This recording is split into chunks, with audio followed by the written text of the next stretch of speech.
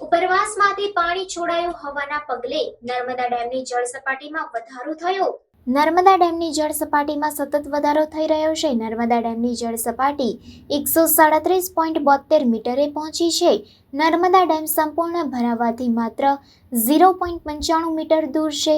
ઉપરવાસમાંથી 43,000થી વધુ ક્યુસેક પાણી છોડાયું હોવાના પગલે નર્મદા ડેમની જળ સપાટીમાં વધારો થયો છે.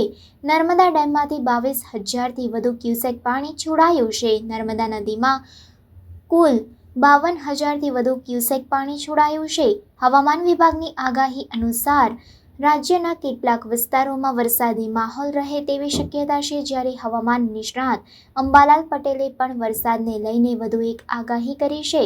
તો બીજી તરફ 27થી 30 સપ્ટેમ્બર સુધી વરસાદની આગાહી કરી છે. આ ઉપરાંત અમદાવાદ તેમજ ગાંધીનગર સહિતના વિસ્તારોમાં છૂટો છવાયો વરસાદ વરસી શકે છે.